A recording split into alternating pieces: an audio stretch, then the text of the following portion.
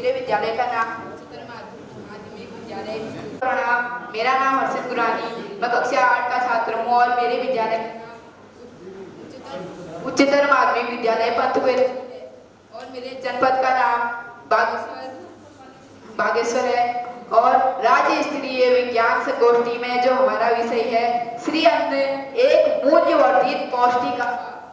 देखिए नाम से ही पता चल रहा है मूल्यवर्धित, यानी कि एक ऐसा आहार जिसके बहुत सारे मूल्य हो, जो कि बहुत मूल्यवान हो,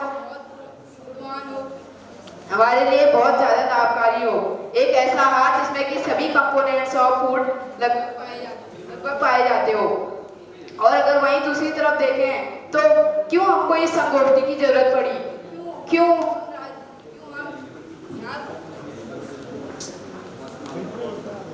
जब मैंने जानने की कोशिश की तो कुछ तो मेरे को किताबों से पता चला, कुछ मेरे को विद्यालय से पता चला, कुछ मैंने घर से जानकारी प्राप्त की।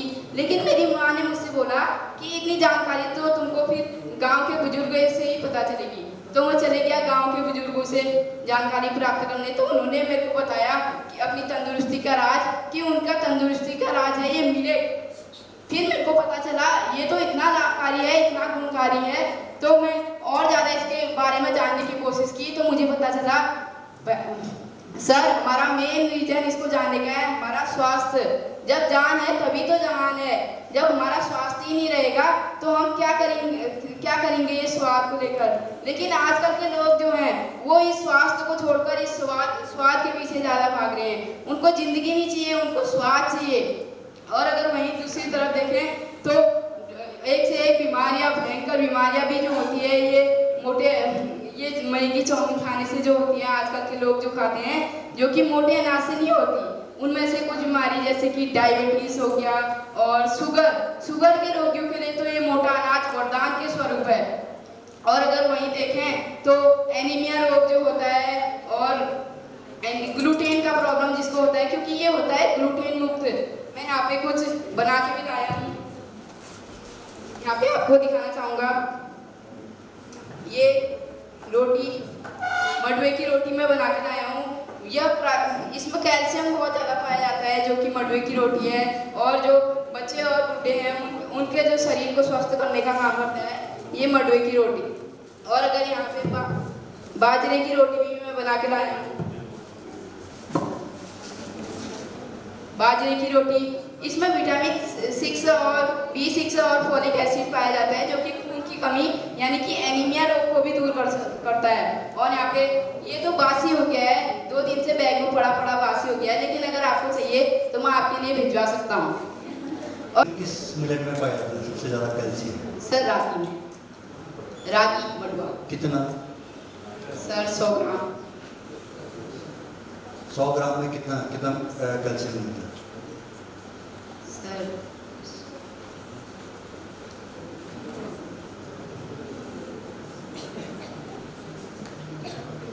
बच्चा उत्तराखंड के कोई 6 मिलेट के नाम बता दो जो उत्तराखंड में लोकली हम लोग प्रोड्यूस करते हैं, कोई 6।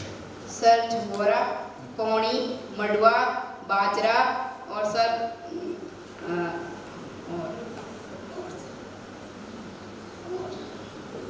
कैसे हेल्प करता है? सर शुगर के पेशेंट में, क्योंकि जो ये मिलेट होता है ये इसका ग्लाइसेमिक इंडेक्स बहुत कम होता है, तो कार्बोहाइड्रेट को कम देर में ये ग्लूकोज बनाता है, जिससे कि कम ग्लूकोज बनाता है। लेकिन गेहूं चावल जो होते हैं वो ज़्यादा ग्लूकोज बना देते हैं, जिसकी वजह से हमको शुगर की बीमारी होती है। लो ग्लाइसेमिक इंडेक्स आपने बोला, वो किस वजह से होगा?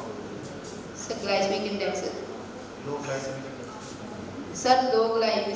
इंडेक्स मतलब हमारे जो भोजन कार्बोहाइड्रेट को जल्दी ग्लूकोज बना देते हैं। रीजन ये है कि इसमें कॉम्प्लेक्स कार्बोहाइड्रेट ज़्यादा पाए जाते हैं जो खाना खाने के बाद एकदम से पीक पे ग्लूकोज नहीं बढ़ाते। और डाइट फेयर वर्ष 2023 को अंतर्राष्ट्रीय प्लेट ईयर घोषित किया गया है। हाल ही में भारत सरकार ने ग्लोबल प्लेट सम्मेलन का उद्घाटन किया। भारत ने वर्ष 2018 को राष्ट्रीय प्लेट वर्ष के रूप में मनाया और अब प्लेट वर्ष का भी निर्णय किया। एक पुरानी कहावत के मुताबिक मनुष्य के जीवन में सबसे बड़ा सुख निरोगी होना है, जिसके लिए हमें अपने शरीर को तंदुरुस्त रखने की जरूरत है, जो पौष्टिक आहार लेने से संभव हो सकता है। मिलेट्स में विभिन्न प्रकार के पोषक तत्व पाए जाते हैं जो मनुष्य के लिए लाभदायक होते हैं। अब बात करते हैं मिलेट्स क्या है। मिलेट्स को श्री अन्न या मोटे अनाज के नाम से भी जाना जाता है। यह पौष्टिकता से भरपूर समृद्ध सूखा सहिष्णु फसल है जो शुष्क एवं अर्ध शुष्क क्षेत्रों में उगाए जाते हैं। यह एक स्मॉल सीडेड वाली घास के प्रकार का होता है जो वनस्पति प्रजाति पोएसी से संबंधित है तथा इसे सी फूड अनाजों में भी वर्गीकृत किया जाता है। यह खाद्य एवं पशु चारे का एक महत्वपूर्ण स्रोत माना जाता है। अब बात करते हैं मिलेट्स के इतिहास की। पुरातन काल से ही मिलेट्स भारतीय आहार का एक मुख्य हिस्सा रहे हैं। इसका जिक्र हमें यजुर्वेद में भी मिलता है तथा आज से 3000 ईसा पूर्व सिंधु घाटी सभ्यता में भी हमें मिलेट्स की खपत के प्रमाण प्राप्त हुए हैं। 1960 से पहले मिलेट्स का उत्पादन बड़े पैमाने पर किया जाता था, किंतु स्वतंत्रता प्राप्ति के बाद बढ़ती आबादी की भूख को मिटाने के लिए हरित क्रांति के द्वारा गेहूं और चावल की खेती अत्यधिक की जाने लगी, जिस कारण मिलेट्स ह्रास और विलोपन की कगार पर पहुंच गए।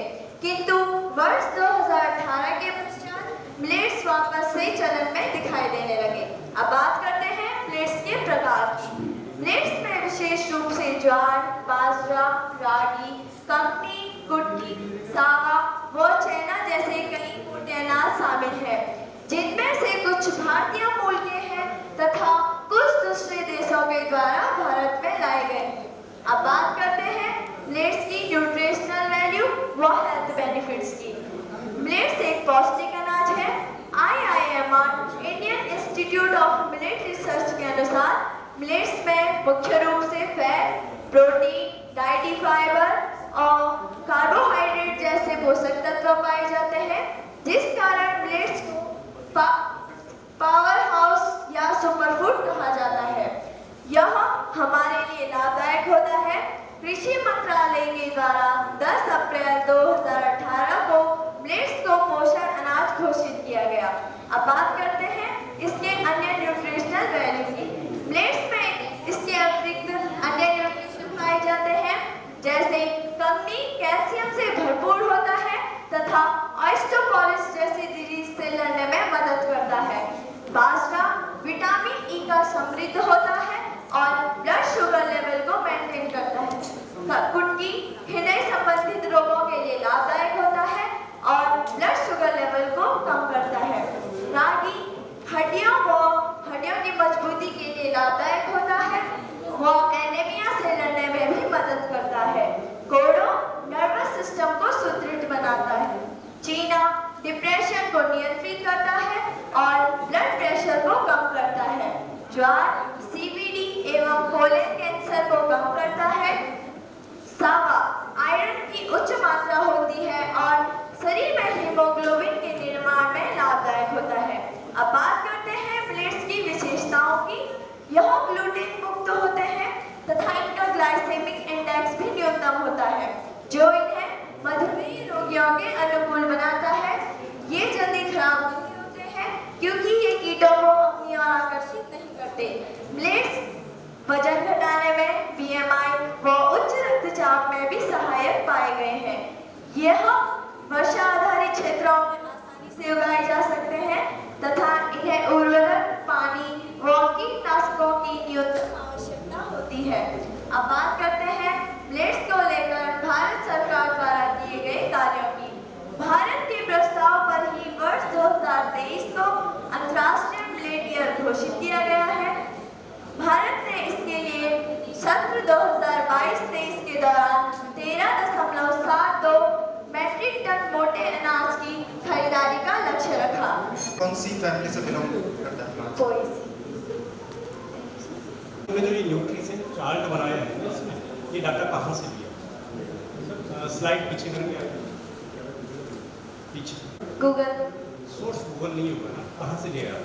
कैसे मान लें साइंटिफिकली करेक्ट है? मिलेट्स हमारे लिए बहुत प्रॉफिटेबल होते नहीं, हैं। वो सारी चीज़ें ये जो आप कह रहे हैं कि इसमें इतना एमजी या इसमें इतना एमजी, बट बेटा अभी आप चीना की बात कर रहे थे ना, तो कौन सा मिलेट है जिसको हम चीना कहते हैं? Process. Thank you, sir. Fueling our body and preserving our earth. A very good morning to all the respected judges, teachers, and all my dear friends. My name is Aditi, and today I am representing here my thoughts about Sri and millets. The main objectives of my presentation is to spread awareness about millets and to explain why millets are a superfood. So what are millets? Shri अन्न का अर्थ होता है अनाजों में सर्वश्रेष्ठ। Millets मोटे अनाज होते हैं जो पोषक तत्वों से भरपूर होते हैं। मिलेट्स को पोषण का पावर हाउस भी कहा जाता है। मिलेट्स प्राचीन काल से ही हमारे एग्रीकल्चर और सिविलाइजेशन का महत्वपूर्ण रहे हैं। मिलेट्स इसके अलावा हमारे वेदों में भी मिलेट्स का उल्लेख मिलता है और इसके अलावा पुराण तुरु और तोल कपियम में भी मिलेट्स के बारे में बताया गया है। मिलेट्स काफी महत्वपूर्ण हमारे लिए हैं। हालांकि 1960 के दशक में हरित क्रांति के दौरान चावल और गेहूं जैसे फसलों के उत्पादन में तीव्र वृद्धि हुई, जिसके कारण मिलेट्स जैसे सुपरफूड को दरकिनार कर दिया गया। ग्रीन रेवोल्यूशन का बहुत बड़ा लॉस कि ग्रीन रेवोल्यूशन से पहले इंडिया में जो टोटल क्रॉप प्रोडक्शन होता था उसमें से 40% मिल, लेकिन ग्रीन रेवोल्यूशन के बाद ये आंकड़ा गिरकर बहुत कम हो गया और साथ ही साथ फूड डाइवर्सिटी भी कम हो गई। So why should we use millets? Millets को यूज करने के हमारे पास अनेक कारण हैं। ये जलवायु के प्रति सहिष्णु होते हैं, कम लागत और कम परिश्रम में अच्छी फसल देते हैं, चावल की तुलना में कम पानी यूज करते हैं, कुपोषण को दूर करने के लिए मददगारी हैं। मिलेट्स में calcium, potassium, magnesium, proteins, vitamins और अन्य डाइजेस्टिव फाइबर्स भी पाए जाते हैं।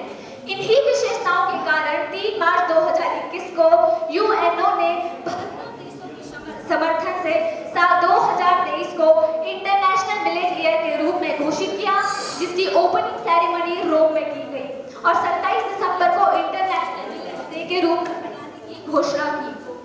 भारत में 5 मार्च 2021 से राष्ट्रीय मोटा अनाज दिवस मनाया जा रहा है।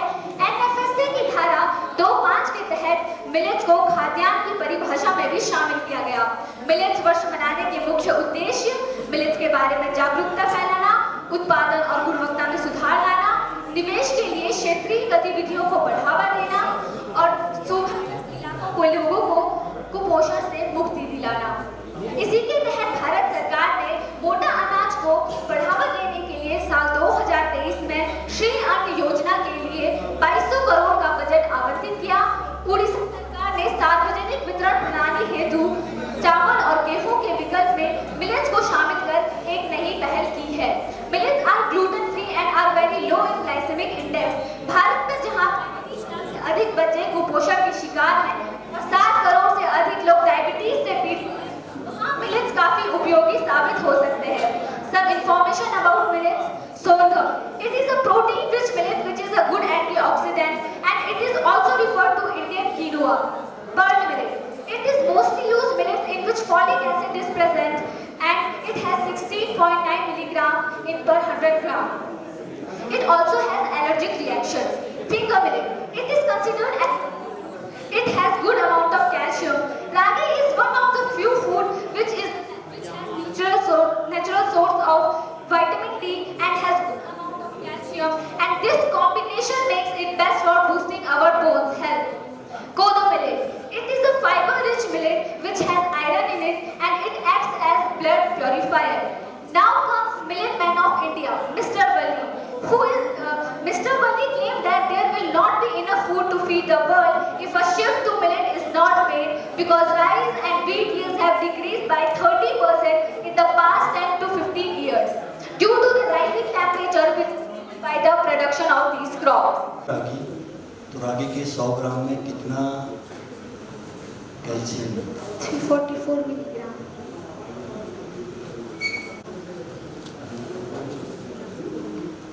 जो अपनी प्रेजेंटेशन में लिखा हुआ है उसमें जो सर आप थोड़ा बैक करेंगे, ब्लड प्रेशर को रिड्यूसिंग के लिए आपने लिखा हुआ है इफेक्ट कैसे करते हैं ये बताओ। सर, इसमें मैग्नीशियम होता है जो ब्लड प्रेशर को रिड्यूस करने में हेल्प करता है। कैसे कैसे?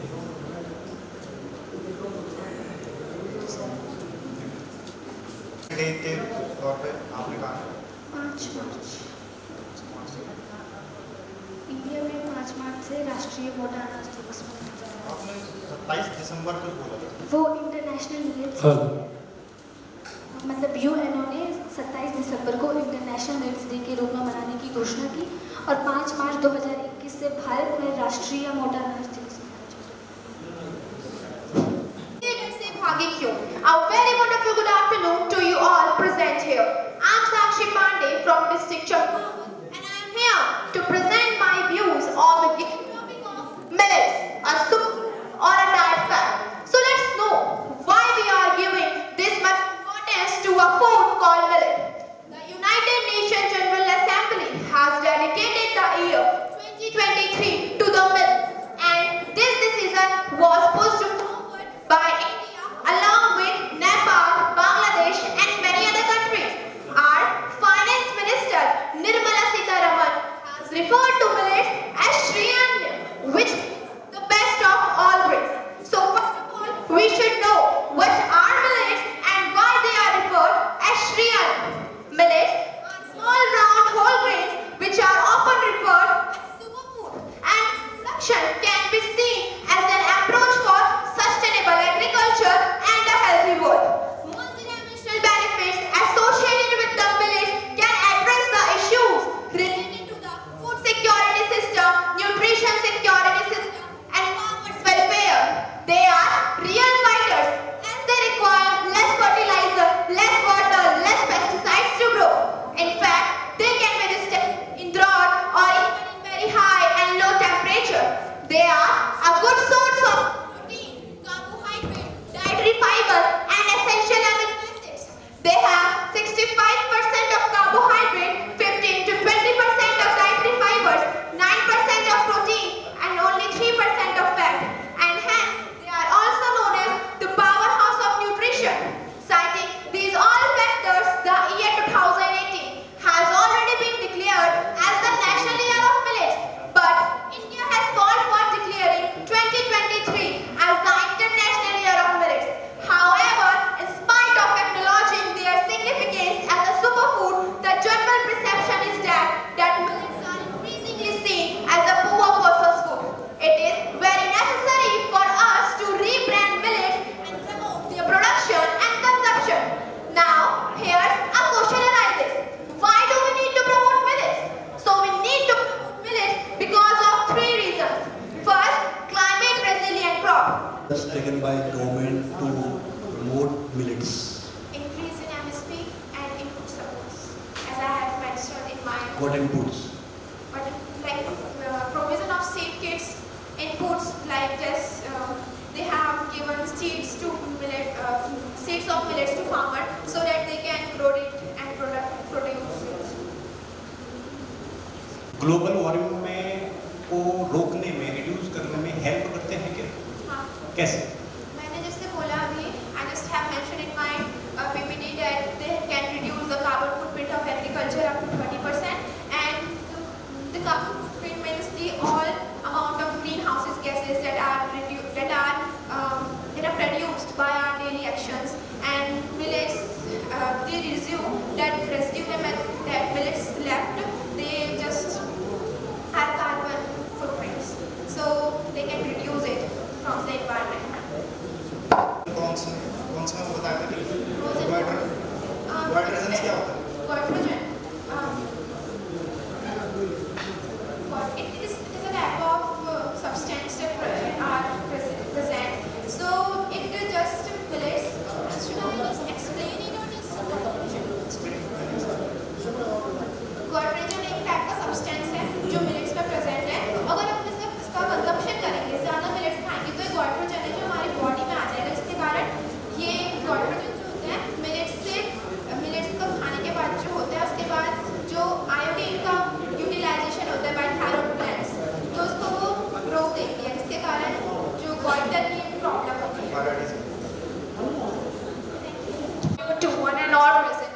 Today, I, Prajakta Joshi from class 10th on behalf of Oakland Public School want to shed some light on a hot emerging topic that has been causing waves in the world of health and nutrition. Millets, a superfood or a diet fad. By now, we all are familiar with what millets are. Millets are a kind of small seeded cereals that have been consumed by humans for thousands of years. They have been a staple in the diets of various cultures across the globe. They belong to Poaceae family or grass family. The kind of millets that we all are familiar with are bajra, jowar, etc. But the question that arises, a lot of widespread recognition as superfood. Because of it is number one, nutritional profile. Millets are filled with lots of antioxidants, dietary fibers, minerals, vitamins, etc. Millets are generally gluten-free, making it a suitable choice for the people suffering from celiac disease or having gluten intolerance. Millets also have a low glycemic index, which is the best alternative for the people suffering from diabetes.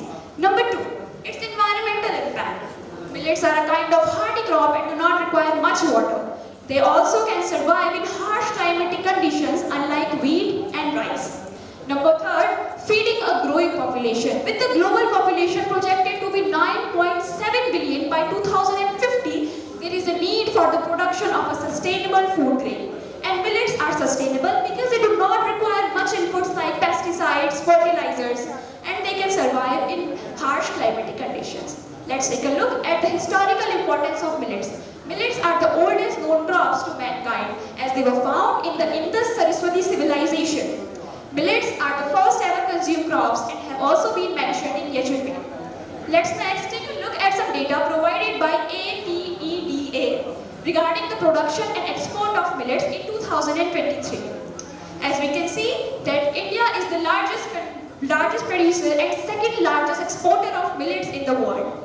In India, Rajasthan contributes about 27% of the total millet production, followed by Maharashtra and Karnataka, which is 40 and 13%. Uttarakhand contributes about only 1% to the total millet production in the country. Assam and Bihar are the largest consumer of small millets in India. Not just because of their health benefit, but also their capability to raise the living standard of the people, Uttarakhand government as well as government of India has taken various initiatives to promote millet and raise their production, out of which number one is International Millets Year. 2023 has been declared as the International Millet Year of the United Nations to raise awareness regarding millets and highlight the importance of the small seeded mill. Number two, MSP, Minimum Support Price. Minimum support price of some millets has been given by government to stop the exploitation of farmers and reduce the risk of middlemen. It will encourage farmers to produce more and reach the production goal. Number three, food parks. One of the biggest food parks which is related to millets has been opened up in the state of Karnataka to raise public awareness.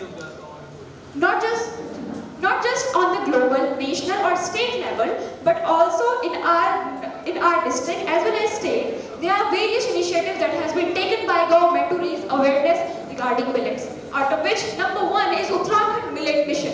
Under this mission, the state-owned parishads will purchase 5 millets, out of which 3 are main millets, finger millet, barnyard millet and foxtail millet, and 2 pseudo millets, buckwheat and amaranth. This scheme is currently working in Chamoli and Almora. Number 2 are millet fairs. The main motive of these millet fairs is to bring back millets on our plates. Number 3, women empowerment. For the women empowerment, the women of rural areas of different districts are given chance to make branded and packaged millet-based cookies, biscuits, breakfast cereals, etc. करके उत्तराखंड के मुख्यमंत्री जी ने कौन सी पुस्तिका का विमोचन किया?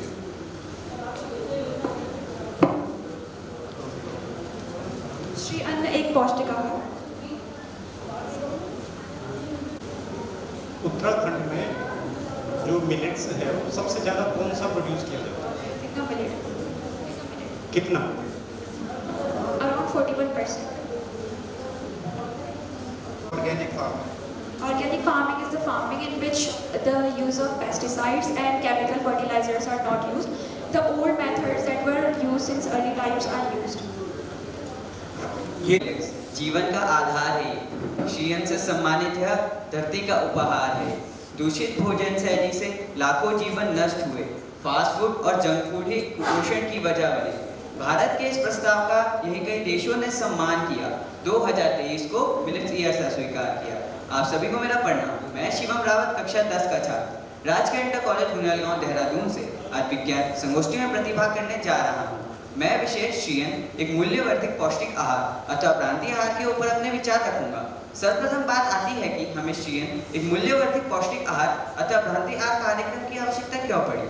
क्योंकि हमारे भारत देश में 11.4% लोगों की जनसंख्या मधुमेह से ग्रसित है और दिन प्रतिदिन हृदय रोग, कैंसर से भी ग्रसित होते जा रहे हैं। तो इस चीज को देखते हुए भारत सरकार ने इस वर्ष 2023 को श्रीयन एक मूल्यवर्धित पौष्टिक आहार अथवा प्रांतीय आहार कार्यक्रम का आयोजन किया है। 1960 में हरित क्रांति के पश्चात मोटे अनाजों का उत्पादन कम कर दिया गया तथा चावल और गेहूं को उगाने के ऊपर ज्यादा जोर दिया गया। मिलेट्स छोटे व मोटे बीज वाले विभिन्न प्रकार की फसलों के लिए संयुक्त रूप से बोले जाने वाला एक शब्द है। इनकी खेती समशीतोष्ण उष्णकटिबंधीय क्षेत्रों में की जाती है। भारत में उपलब्ध कुछ सामान्य मोटे अनाज जैसे जौ, बाजरा, रागी, समा इत्यादि। सिंधु घाटी सभ्यता से प्राप्त कुछ साक्ष्यों से पता चलता है कि खाने के लिए यह फसलें उगाई गई प्राचीनतम प्रथम फसलें हैं। विश्व के 131 देशों में इनकी खेती की जाती है तथा एशिया व अफ्रीका महाद्वीपों में लगभग 60 करोड़ से अधिक लोगों का यह पारंपरिक भोजन है। विश्व में भारत को मोटे अनाज के उत्पादन के लिए सबसे बड़ा देश माना जाता है। भारत में 20% मिलेट्स के वैश्विक व पूरे एशिया में 80% मोटे अनाजों का उत्पादन किया जाता है। हमें अपने पारंपरिक भोजन शैली की ओर जाने की आवश्यकता क्यों पड़ रही है?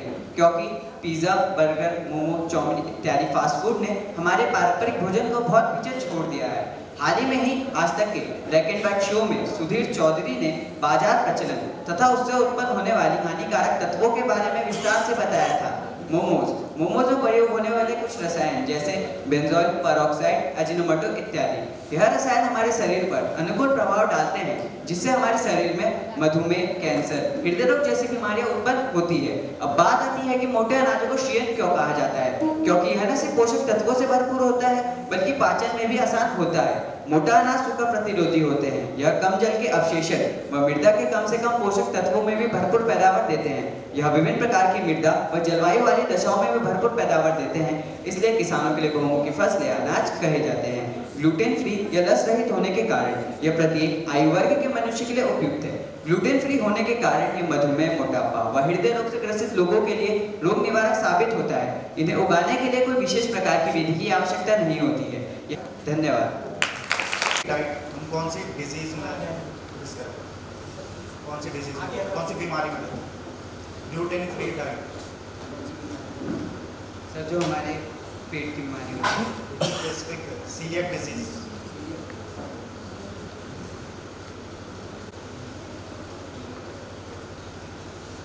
ये जो मिलेट न्यूट्रिक चार्ट आपने चार्ट में दिखाया है, इसमें आपने आयरन को भी दिखाया है ना। मिलेट में आयरन की कमी से बॉडी में कौन सी बीमारी होती है?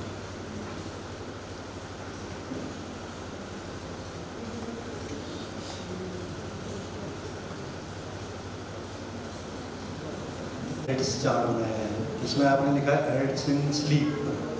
तो मिलेट्स हमको कैसे मदद करते हैं? मिलेट्स कैसे मदद करते हैं? कैसे एड्स के रूप में यूज होता है? सर, आजकल तो जैसे हम फ़ोन पे उसमें काम करते तो लेट्स होते हैं। सर, अगर हम मिलेट ज़्यादा खाएंगे, अगर ज़्यादा खाना खाएंगे तो नींद आएगी।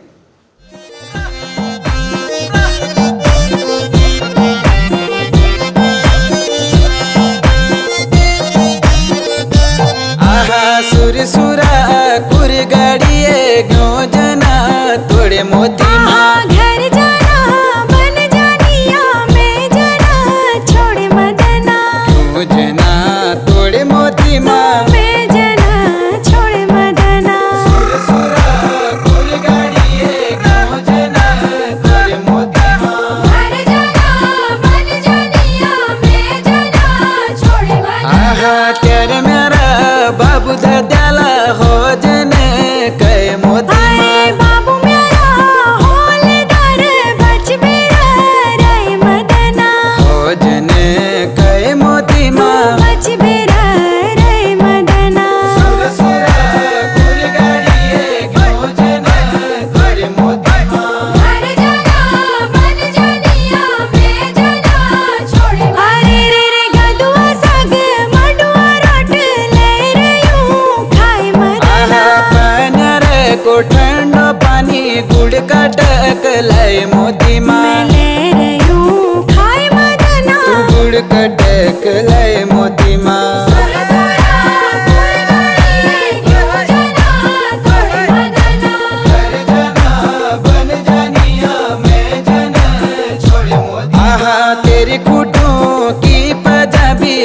छमा बाज मोती माँ तेरी आँखों को चमकत भलो छाजी मदना छम छमा बाज मोती माँ कत भलो छाजी Madna.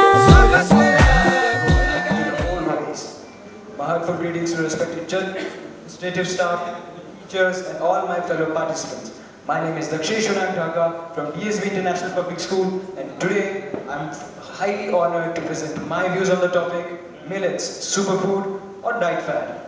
So today I'm going to talk about a superfood that has been a staple in many parts of the world for thousands of years, yet is only now gaining the recognition it truly deserves in the global health community. Yes, I'm talking about millets. Millets have become a trending topic in recent times. The year 2023 has been declared as the International Year of Millets by the United Nations after recognizing its importance. This was proposed by India and supported by 72 other nations. But actually, millets are not new to India. There is archaeological evidence that the oldest Indo-Aryan texts are about millets, predating the Indian Bronze Age around 6,500 years ago. This shows that consumption of millets was very common back in ancient India. And we really don't need to look that far. Even before the Green Revolution, 40% of the total crop produced in India were millets, not wheat or rice. But after the revolution, the production of wheat tripled and rice doubled, but the production of millets decreased substantially. But let us get the answer to what actually millets are. Millets are a group of small cereal grasses that belong to the Poaceae family, commonly known as the grass family. They are hardy crops that can survive arid and semi-arid lands, can tolerate high temperatures, and require minimal amounts of fertilizers and pesticides.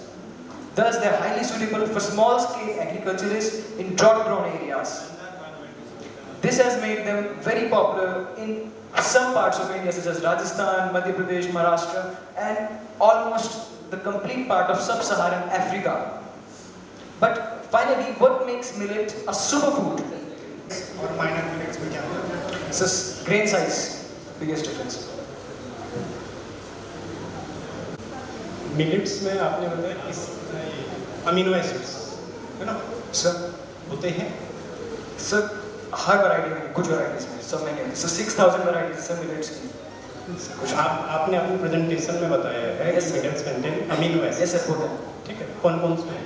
कोई sir tocopherol sir antioxidant भी काम करता है. Amino acid. Yes, sir. So such as tocopherol होगा sir most probably क्योंकि sir majority में पाया जाता है. So और सब मुझे नहीं. लेवल पे 21-22 में भारत ने कितने इकोनॉमिकली कितने डॉलर का जो है मिलेट्स एक्सपोर्ट किया? सर अभी recent it was about $40.3 billion. Sir international से ये 2022-23 का डेटा है. सर मेरी जो है तो इंडियन मिलेट साइड है sir $14.3 billion. Thank you. Rice, the only two grains used for consumption? No, not at all. A scintillating morning to respected judges, adroit teachers, and all my dear friends. Today I, Ankita Gupta of TPS Ranipur, am here to share my views on the topic of the day. Millet, a superfood or a diet fad. So, at the start of the presentation, I just want to share an incident with you. Once my cousin who lives in US came to visit us here in India. And I was super excited to eat all of the delicious foods like chole kulche and chole bhature with her. But as soon as she saw that, she said that she won't be able to have them because they aren't gluten free. And when my mother heard it, she quickly rushed to the kitchen and cooked some bajre ki roti for her. And when she ate that, my God, how happy she was.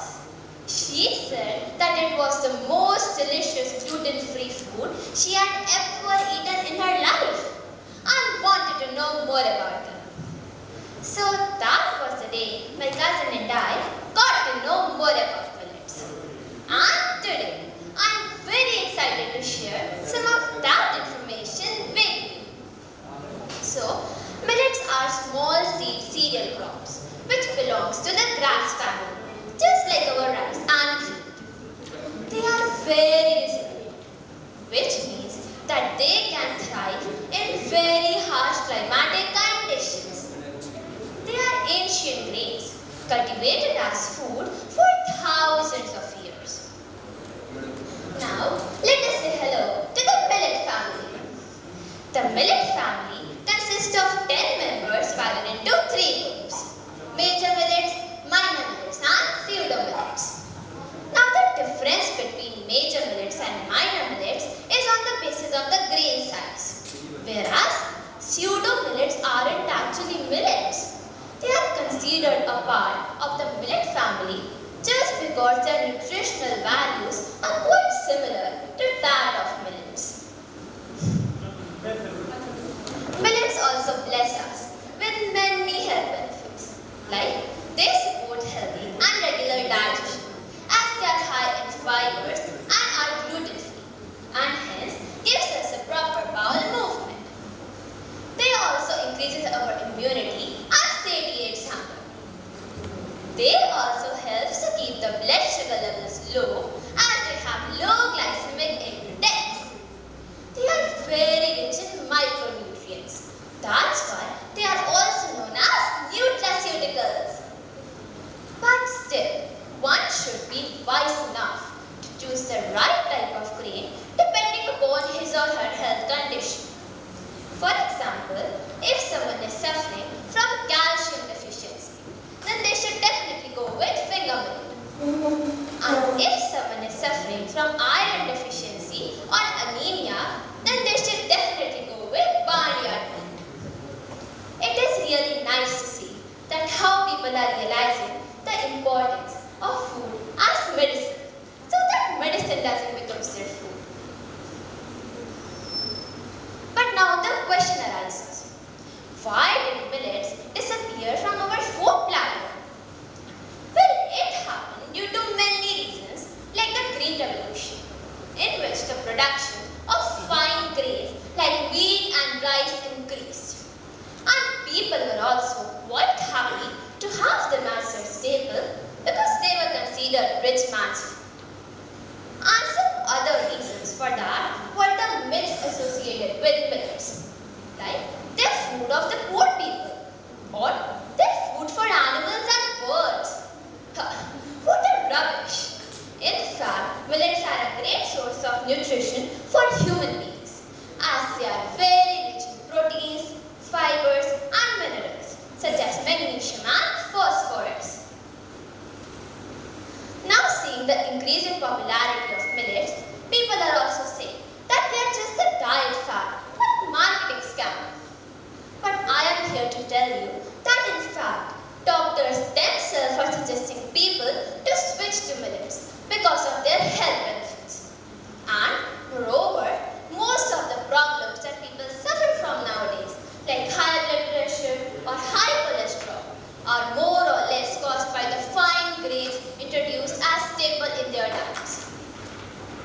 Government is also trying its level best to promote these mighty millets by taking initiatives like increasing the MSP for millets and making them available to all. Hence, millets truly are a smart food, a superfood and a mighty food. And they are good for us because of their health benefits. They are good for our planet because they are very eco-friendly, and they are good for our farmers because they are very cost effective. Hence, don't miss out on mighty millets. Thank you. Benefits of millets. Okay, so environmental benefits of millets are that first, they don't attract any pests to them, so they don't require any chemical fertilizers or any external things from the farmers, and hence they keeps our soil clean, like fertilizers free, and hence fertile. And moreover, all of these fertilizers which are used penetrates to the soil and then pollutes our groundwater, which is not good at all. And moreover, in the case of landslides and all that, most of the times all of this fertilized water also gets mixed with the river water, and hence they also helps our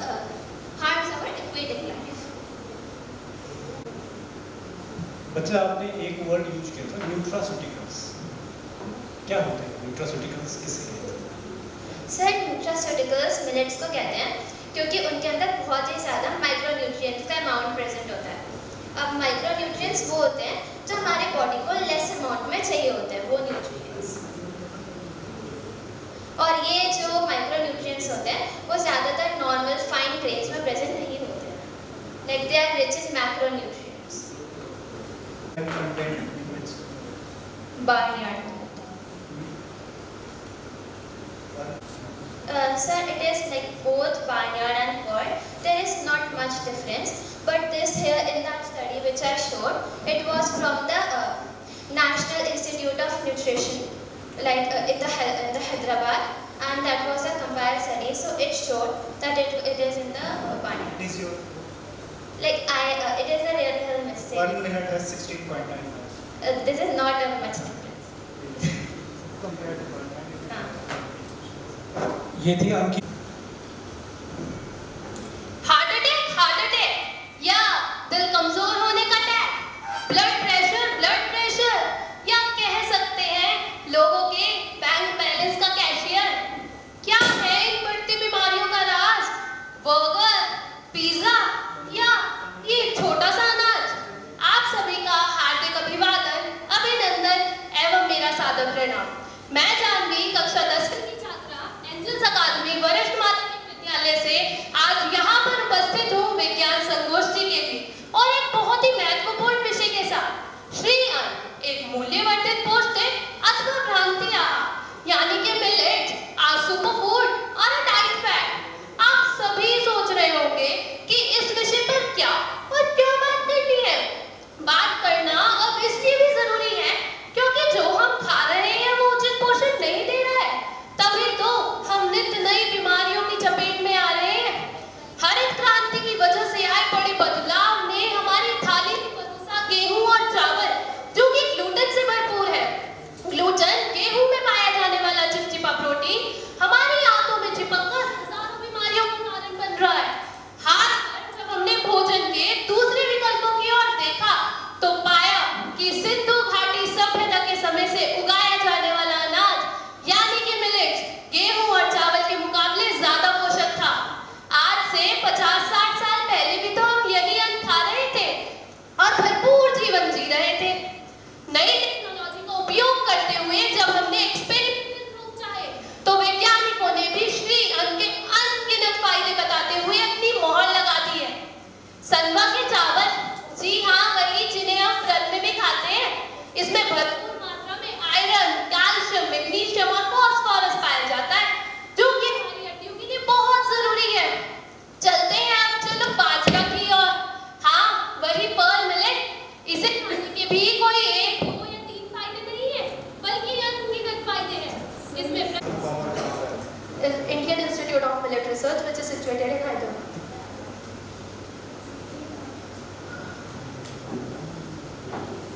बच्चा millet जो word है ना, इसका origin कहाँ से होता है? French word millet. इसके मीनिंग क्या होता है? थाउजेंड। बेटा अभी उत्तराखंड में मिलेट्स को प्रमोट करने के लिए मुख्यमंत्री जी ने एक पत्रिका का विमोचन किया, उसका नाम क्या है? स्वाद के साथ स्वास्थ्य। जाने कीमत मिलेट्स के दाने दाने की, जिन्हें भूल गए थे हम सारे, ये बात है उन्हें आगे बढ़ाने की। बीमारियों से नाता छोड़कर अब स्वस्थ हमें है रहना, श्री अन्न खाकर जियो हजारों साल, बस यही है मेरा कहना, बस यही है मेरा कहना। What if we could change the world? With this, a very warm afternoon to respected jury members, teachers and all my dear friends. I am Nishtha Chandok of class 10th from Atarutkrishna Government Inter-College School, Jodhpur. The topic of today's science seminar is millets, a superfood or a diet bar. So let's understand that what do we mean by superfood. Millets are a superfood containing non-starchy polysaccharides, gluten-free proteins and a low glycemic index. But it can still be a diet bar because so many people consume it just for weight loss without knowing the several health benefits they are getting from it. So millets are a superfood because they provide numerous health benefits to everyone. Now, what is the millet mission? This year 2023 has been declared as the International Year of Millets by United Nations following the Indian proposal. India, by the way, wants to position itself as the global hub for millets. Interestingly, millets can play a very important role and contribute to our collective efforts, such as empower smallholder farmers, achieve sustainable development, eliminate hunger, adapt to climate change. Millets have so many nutritional benefits, with carbs containing 41 grams, proteins with 6 grams, fats with 1.7 grams, along with phosphorus, magnesium, iron, zinc, etc. Millets are a profitable option for smallholder farmers and realizing the significance of millets. Interestingly, in our own state of Uttarakhand, its cabinet members have approved the millet scheme to promote its traditional grains such as madua and jhangora. They say, madua jhangora khayenge, Uttarakhand banayenge. With this, millets have so many health benefits. According to the article of 2018, the government has indicated millets as the powerhouse of nutrients, as they can be the great defense in the fight against diabetes. But if we talk about the ecological benefits, then an article at OROnline.com states that millets require 70% less water than barley. They are the hardy crops that can withstand in extreme heat conditions. They are economically cheaper than wheat and rice, so that they can be used as a biofuel. That is again a very interesting aspect. India's ambitious target, articulated in 2018, is to exceed a 450 lakh tons of millets per year by 2030. Millets are termed to be known as the nutri-cereals, and that they can be included to a healthy diet as well. Fingermint, that is also known as ragi, can prevent cardiovascular disorders. Thanks for listening to me. Have a great day. What are the disadvantage of millets? So there are high level of oxalates in them. Oxalates means salt or ester acids present in food, so they can lead to kidney stone. That's it. One more disadvantage. One more. Okay, sir. So there are also plenty of complex carbohydrates which can leave us feeling constipated, bloated, and can cause stomach ache. एक word use किया है tannins tannins क्या होता है? Sir, it is an antioxidant present in foods. No. How can we define tannins? Chemically tannins होता क्या है? So chemically, tannins, I can say it is an anti-nutrient or antioxidant. उसकी property है Property.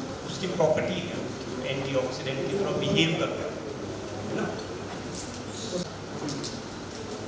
ICMR के recommendation के हिसाब से 270 ग्राम में से कितना ग्राम मिलेट्स का बचा? 90 to 100 grams. Thank you, sir.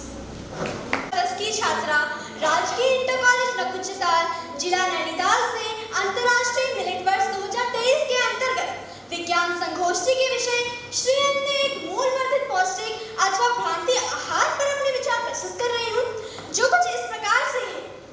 ठुल शहरों नमकीन गौ घर खच्छु में पहले कोई नहीं चाची में रुझान आज गरीब अर्थव्यवस्था द्वार छू में 5 तारा होटलों में पूछ गई दाजू या डन कना उच्च पहाड़ों ग्रच्छू में रोग बीमारी भजोनी मेरे पलाड़े को देखो थे जो इनके खानी वी गलाड़े को देखो थे रंगील जंगील पैकेटों में छज रही हूँ बाजू श्री अन्ना डक्छू में श्री अन्ना डक्छू 5 मार्च 2021 को संयुक्त राष्ट्र संघ ने वर्ष 2023 को अंतर्राष्ट्रीय मिलेट वर्ष इंटरनेशनल मिलेट ईयर घोषित किया, जिसका विषय समृद्ध परंपरा संपूर्ण पोषण है। सर्वप्रथम मैं बात करना चाहूंगी श्रीयन में क्या है। आमतौर पर मिलेट को कोटा ना समझा जाता है, परंतु इसमें गैर मिलेट के भी समूह होते हैं, जैसे कि जौ और मक्का। भारत सरकार ने 2018 में ही मोटे अनाजों को राष्ट्रीय मोटे अनाज का वर्ष घोषित कर दिया था, परंतु भारत सरकार ने 2023 में इसको मोटे अनाज का वर्ष घोषित किया गया था। कर्नाटका में मोटे अनाजों को श्रीधान्य कहते थे। यहाँ के लोगों की भावनाओं का सम्मान करते हुए प्रधानमंत्री श्री मोदी जी ने मोटे अनाजों को श्रीअन्न का नाम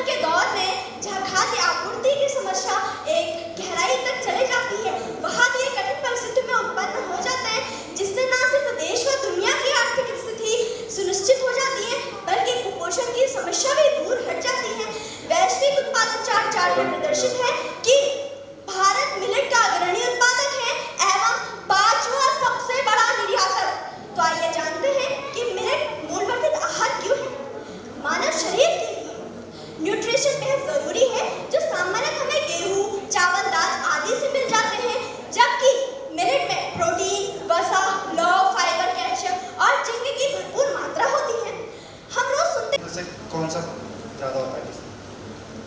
सर ज़्यादा तो दो टाइप के फैट बता रखे हमने, अनसैचुरेटेड फैटी एसिड और सैचुरेटेड फैटी एसिड। इन दोनों में अंतर है, किसमें क्या ज़्यादा होता है? तो आटे में मतलब गेहूं के आटे में कार्बोहाइड्रेट ज़्यादा होता है, तो सैचुरेटेड। ऑक्सीडेंट वर्ड यूज किया है, एंटीऑक्सीडेंट जो हम यूज करते हैं उसके कोई दो फायदे बताओ। पहले तो ये जो एंटीऑक्सीडेंट होते हैं वो हमारी यूज़ करो, और दूसरा पाचन के लिए वो हृदय गति को रोकने में कैसे मददगार है? जागी हुई अभागी क्यों, चावल की किस्मत जागी क्यों, जो ज्वार जमी जनमानस में गेहूं के डर भागी क्यों। यूं होता श्वेत झंगोरा है, यह धान सरीखा गोरा है, पर यह भी हारा गेहूं से जिसका हर कहीं ढिंढोरा है। जाने कितने थे अन्य यहाँ, एक दूजे से प्रसन्न यहाँ, जब आया दौर सफेदी का हो गए मगर खिन्ने यहाँ। अब कहाँ है कोदो कुटकी, सावा की काया बटकी कहाँ, सन्यासी हुआ बाजरा, गुम हो गई कंगनी कुटकी है। श्री अन्न है गुणों का खजाना, ये अब है हमने जाना, सस्ता सुगम है इसे खेतों में उगाना। अब आएंगे दिन रागी के, उस पूरी बटी बैरागी के, अब राजगिरा फिर आएगा और ताज गिरे बर्बादी की। नमस्कार, मैं आदित्य देवरानी, कक्षा 10 राजकीय उच्चतर माध्यमिक विद्यालय भमरगांव रिगणी खाल पौड़ी गढ़वाल से आज की विज्ञान संगोष्ठी के विषय श्री अन्न एक मूल्यवर्धित पौष्टिक अथवा ब्रांड आहार पर अपने विचार प्रस्तुत कर रहा हूं। मिलेट पोषण का एक महत्वपूर्ण स्रोत है और सदियों से आदिवासी आबादी से भारत में लाखों लोगों का मुख्य भोजन रहा है। हालांकि आधुनिकीकरण और शहरीकरण के आगमन के साथ ही उनका उपयोग कम हो गया और लोगों का रुझान अधिक प्रसंस्कृत खाद्य पदार्थों की तरफ बढ़ गया। संयुक्त राष्ट्र संघ द्वारा वर्ष 2030 को अंतर्राष्ट्रीय मिलेट दिवस घोषित करने की पहल के लिए हम सभी को अपने माननीय प्रधानमंत्री श्री नरेंद्र मोदी जी का आभारी होना चाहिए। उनके मार्गदर्शन में ही मिलेट्स को श्री अन्न का नाम दिया गया है। आइए जानते हैं कि हम किन किन खाद्य पदार्थों को सुपरफूड कह सकते हैं या सुपरफूड क्या होते हैं। सुपरफूड शब्द खाद्य पदार्थों के संदर्भ में बिल्कुल एक नया शब्द है जो न्यूनतम कैलोरी और अधिकतम पोषक तत्व प्रदान करते हैं। न्यूनतम कैलोरी होने के कारण सुपरफूड वजन को नहीं बढ़ाते हैं और अधिकतम पोषक तत्व होने के कारण यह आपको स्वस्थ रखते हैं। सुपरफूड विटामिन, खनिज, एंटीऑक्सीडेंट और फाइटोकेमिकल से भरपूर होते हैं जो प्रतिरोधक क्षमता को बढ़ाकर बीमारियों से लड़ने में मदद करते हैं और साथ ही हमारी आयु को भी बढ़ाते हैं। तो आइए यह जानने का प्रयास करते हैं कि क्या हम श्री अन्न को सुपरफूड भी कह सकते हैं या नहीं। स्वास्थ्य की दृष्टि से पोषक तत्व, फाइबर से भरपूर ग्लूटेन फ्री अनाज, पोषक तत्वों की दृष्टि से ये गुणों की कहानी। श्री अन्न में फाइबर की उच्च मात्रा होती है जो प्रतिरोधक क्षमता को बढ़ाकर बीमारियों से लड़ने में मदद करते हैं, जो पाचन तंत्र को स्वस्थ रखते हैं। इन अनाजों को आहार में शामिल करने से कब्ज, मधुमेह और अन्य बीमारियों का खतरा भी कम हो जाता है। इनमें खनिज तत्व भी प्रचुर मात्रा में पाए जाते हैं। इनमें vitamin C, vitamin B, vitamin B complex, folate, magnesium, copper, selenium और फाइटोकेमिकल जैसे पौष्टिक तत्व पाए जाते हैं। खून बढ़ाने, इसके अलावा ये दिल के लिए भी लाभदायक होते हैं। खून बढ़ाने और दिल के लिए लाभदायक श्री अन्न। तो श्री अन्न में मौजूद आयरन के कारण इन्हें खून बढ़ाने वाले फूड्स के तौर पर देखा जाता है। यह अनाज एनीमिया को दूर करने, हीमोग्लोबिन की मात्रा को बढ़ाने और रक्त की कमी को पूरा करने में मदद कर सकते हैं। श्री अन्न में मौजूद मैग्नीशियम, पोटेशियम और फाइटोन्यूट्रिएंट्स के कारण ये दिल के लिए लाभदायक होते हैं और दिल के दौरे से बचाने में भी मदद करते हैं। ये ब्लड प्रेशर को कंट्रोल करने, ब्लड सर्कुलेशन को बढ़ाने, कोलेस्ट्रॉल को कम करने और हृदय संबंधी बीमारियों को रोकने में मदद कर सकते हैं। साथ ही एक स्वस्थ दिल के लिए इससे बेहतर आहार हो ही नहीं सकता। इसके अलावा ये एंटी एजिंग गुणों से भरपूर होते हैं, बालों का झड़ना कम करते हैं, माइग्रेन से रक्षा करते हैं, कैंसर के खतरे को कम करते हैं और अस्थमा के लिए फायदेमंद होते हैं। पर्यावरण की दृष्टि से कम पानी, कुपोषण से मुक्ति, खाद्य सुरक्षा और जलवायु परिवर्तन की चुनौतियों के अनुकूल न केवल सेहत बल्कि पर्यावरण की दृष्टि से भी मोटे अनाज किसी वरदान से कम नहीं। इन्हें मोटा अनाज इसलिए कहा जाता है क्योंकि इनके उत्पादन में ज्यादा मशक्कत नहीं करनी पड़ती। मिलेट्स की सबसे बड़ी ताकत है इसका क्लाइमेट रेसिलेंट यानी जलवायु अनुकूल होना। बहुत प्रतिकूल जलवायु परिस्थिति यानी एडवर्स क्लाइमेटिक कंडीशंस में भी मिलेट्स का आसानी से उत्पादन हो जाता है। यह अनाज कम पानी और कम उपजाऊ भूमि में भी आसानी से उग जाते हैं, इसलिए ये पर्यावरण के लिए बेहतर है। इसकी खेती में यूरिया और दूसरे रसायनों की भी जरूरत नहीं पड़ती है। श्री अन्न कुपोषण को रोकने का एक महत्वपूर्ण स्रोत है। खाद्य एवं पोषण सुरक्षा देने के साथ साथ ये पशु चारा भी मुहैया कराते हैं। सर, फैट डाइट एक ऐसी डाइट है जिसमें वजन कम करने के लिए दी जाती है। सर, आमतौर पर फैट डाइट में भ्रम होता है कि मेरा वजन कम हो रहा है। सर, हमारे स्कूल में एक एसएसटी के सर थे, सर उन्होंने भी फैट डाइट में एक डाइट थी कीटो डाइट, बहुत फेमस डाइट है सर। तो उसमें क्या है कि जैसे सर ने उस डाइट का सेवन किया तो उनको भ्रम था कि मेरा वजन कम हो रहा है। सर वजन तो कम हो गया, परंतु जो रोग प्रतिरोधक क्षमता थी और जो इम्यूनिटी पावर थी और जिस फैटिक हो गया, अत्यधिक थकान लगती है, वजन तो कम हो गया। उनका वजन पहले 110 केजी के आसपास था, वो अब 80 के आसपास हो गया है। वो वजन तो कम हो गया पर सर शरीर में और नेगेटिव इफेक्ट्स फैट डाइट के कारण हो चुके हैं। सर वो अगर मुझे यहाँ से वहाँ पर जाने में, इस टेबल को लाने में जो मेरे शरीर का जितना परसेंट एनर्जी लगी है, सर को दोगुनी मेहनत करती है उस काम करने में। चेहरे का ग्लो खत्म हो गया है। और आप सर यकीन नहीं करेंगे, वो गर्मियों के टाइम में कोड़ा जैसे गर्मी में सर वो स्वेटर और जैकेट पहनते। अच्छा, आपने जो ये सुपर फूड है इसकी करेक्टरिस्टिक में जो आपने लिखा हुआ है एक वर्ड यूज किया, फाइटोकेमिकल्स। जी सर, क्या होते हैं? सर फाइटोकेमिकल्स को हम पादप रसायन के नाम से भी जानते हैं। सर ये प्रकृति में मुक्त अवस्था में होता है। सर हम हमारे क्षेत्र में सर जैसे बाजरा हो गया और ब्लूबेरी होता है सर, ये उनमें अधिक मात्रा में पाया जाता है। सर होता क्या? सर फाइटोकेमिकल्स एंटीऑक्सीडेंट, एक प्रकार का एंटीऑक्सीडेंट का स्रोत होता है सर, जो हमें खाद्य पदार्थों से मिलता है और जो हमारे शरीर के एंटीऑक्सीडेंट को बढ़ाने का काम करता है।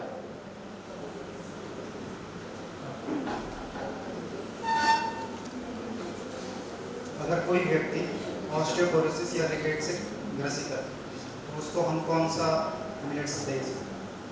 रिकेट्स को सर विटामिन डी की कमी से होने वाला रोग है, और यदि हम विटामिन डी का अच्छे स्रोत के बारे में बात करें तो जो मोटे अनाज हैं उनमें सभी में तो नहीं, परंतु विटामिन रागी में विटामिन डी